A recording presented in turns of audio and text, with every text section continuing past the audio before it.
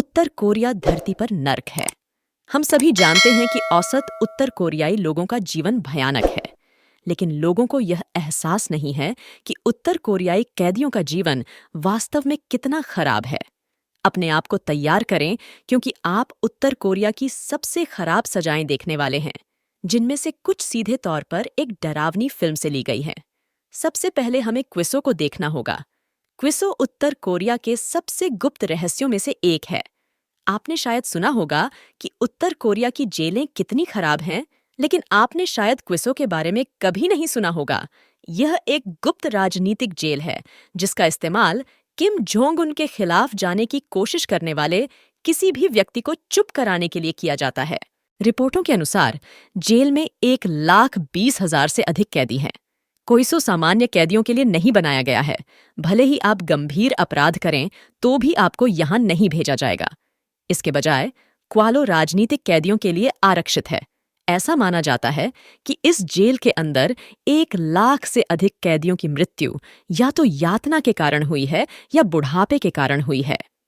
अजीब बात यह है कि अंतर्राष्ट्रीय समूहों और पिछले कैदियों के सभी सबूतों के बावजूद उत्तर कोरिया कोआला के अस्तित्व से इनकार करता है।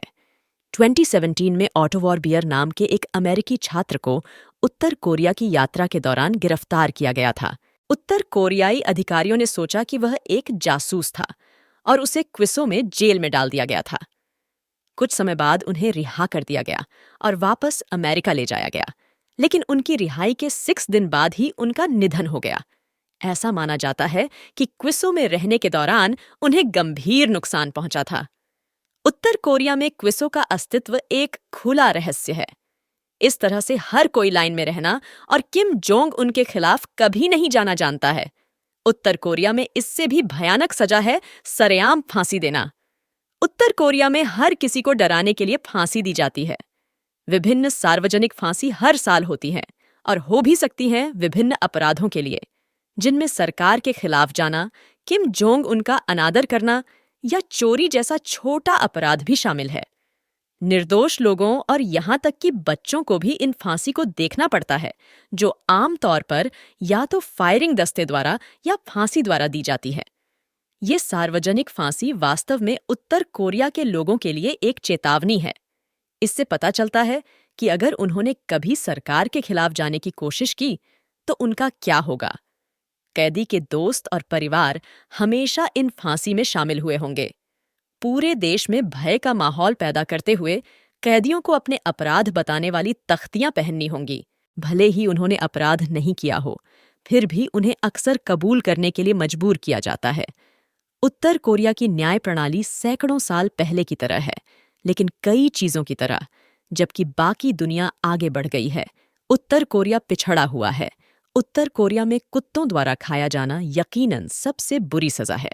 हम पहले से ही जानते हैं कि उत्तर कोरियाई नागरिकों को किम की इच्छानुसार मृत्युदंड दिया जा सकता है, लेकिन क्या आप जानते हैं कि उन्होंने अप्रैल 2019 में अपने ही अधिकारियों के साथ ऐसा ही किया था? उत्तर कोरिया के विदेश मंत्रालय के 4 अधिकारियों को मृत्युदंड दिया गया था। ऐसा तब हुआ जब किम और ट्रंप के बीच बातचीत एक समझौते पर समाप्त नहीं हुई। 4 अधिकारियों पर संयुक्त राज्य अमेरिका को जानकारी बेचने का आरोप लगाया गया। उन्होंने इससे इनकार किया, लेकिन उन्हें मार डाला गया और बाद में ऐसा कहा जाता है कि उनके शरीर भूखे कुत्तों के सामने फेंक दिए गए। अगर आपको लगता है कि किम अपने ही परिवार को फांसी देने से हिचकिचाएगा, तो फिर से सोचें। किम जोंग उनके चाचा जंग सोन थाक को भी 2013 में फायरिंग स्क्वाड द्वारा दिखावे के मुकदमे के बाद फांसी दे दी गई थी। उनके बारे में कहा गया था कि वे भ्रष्ट थे। उन्होंने एक बार कैसीनो में $30 लाख भी बर्बाद किए थे। किम के चाचा के निधन के बाद उनके शरीर को भी भूखे कुत्तों के हवाले कर दिया गया। बहुत से लोगों को यह एहसास नहीं है कि उत्तर कोरिया में भले ही आप कोई कानून न तोड़ें, फिर भी आप सुरक्षित नहीं हैं। ऐसा उत्तर कोरिया के शासन की 3 पीढ़ियों की सजा के कारण है। इसका मतलब है कि जब किसी को अपराध के लिए दोषी ठहराया जाता है और जेल भेजा जाता है, तो उसके तत्काल परिवार को भी दंडित किया जाता है और जेल शिविरों के अंदर पैदा हुए किसी भी व्यक्ति को बाहर जाने की अनुमति नहीं होती है। 3 पीढ़ियों की सजा का दुष्ट नियम, 1972 में किम जोंग इल द्वारा पेश किया गया था। इसका उद्देश्य उनके खिलाफ जाने वाले किसी भी व्यक्ति के पूरे परिवार को मिटा देना था। बस एक जेल शिविर के अंदर पैदा होने की कल्पना करें, जहां आपको शून्य स्वतंत्रता है। इन शिविरों के अंदर कैदियों को जीवित रहने के लिए चूहों और सांपों को भी खाना पड़ता है। लेकिन उत्तर कोरिया की सबसे अजीब सजाओं में से एक है विमान भेदी बंदूक से मौत की सजा देना। विमान भेदी बंदूकें बड़े हथियार हैं जो विमानों को मार गिराने के लिए डिजाइन किए गए हैं, लेकिन उत्तर कोरिया में इनका उपयोग हाई प्रोफाइल निष्पादन के लिए किया जाता है। 2016 में कृषि मंत्री हैंगमिन और शिक्षा मंत्री आराई योंग, जिन दोनों को विमान भेदी बंदूक से मार डाला गया था। 2015 में ह्योंगयोंगचा नाम के उत्तर कोरियाई जनरल के साथ भी ऐसा ही हुआ था। उन्हें किम जोंग उनके एक भाषण के दौरान सोते हुए देखा गया था और सजा के तौर पर उन्हें विमान भेदी बंदूक से मार डाला गया था। ये जंगली सजाएं सबसे शक्तिशाली लोगों को भी परेशान करने के उद्देश्य से दी जाती है। उत्तर कोरिया में किम जोंग उनसे डर लगता है और यह सुनिश्चित करने की कोशिश की जाती है कि वे कभी तख्ता पलट या सत्ता संभालने का प्रयास न करें। लेकिन उत्तर कोरिया उन लोगों को कैसे दंडित करता है जो देश में नहीं हैं?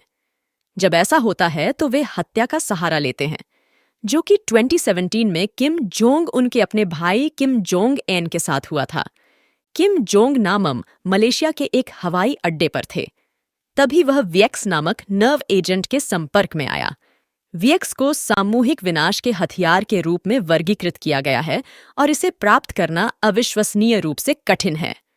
2 महिलाओं द्वारा इसके संपर्क में आने के तुरंत बाद किम जून का भाई गिर गया और कुछ मिनट बाद उसकी मृत्यु हो गई। विएक्स अब तक का सबसे शक्तिशाली हथियार है। केवल एक सरकार या सेना ही विएक्स प्राप्त करने में सक्षम होगी।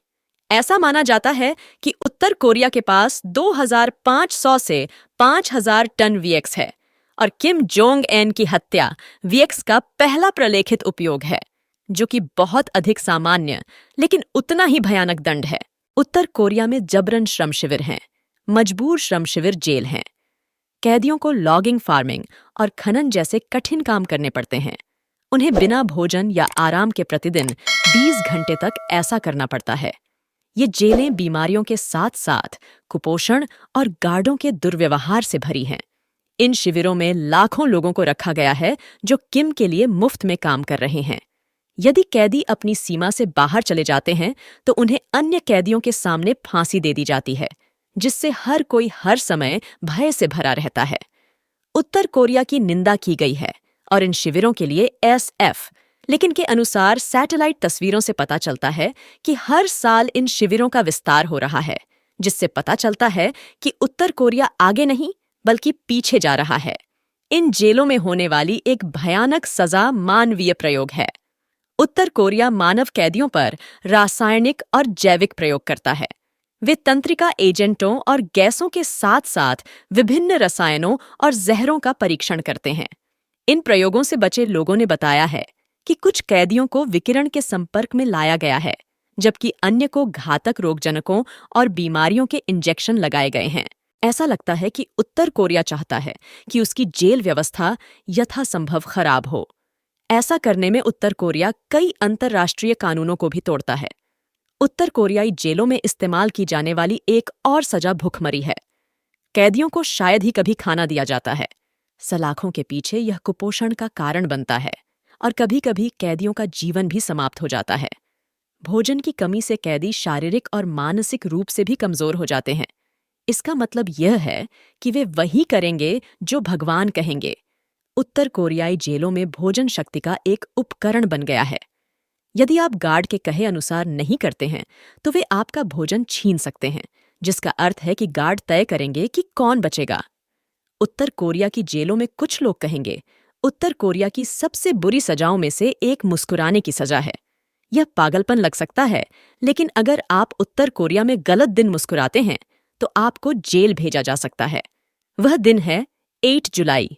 इसकी वजह यह है कि उस दिन देश के संस्थापक किम इलुंग का निधन हो गया था। तब से उत्तर कोरिया में 8 जुलाई को एक दिन का शोक मनाया जाता है।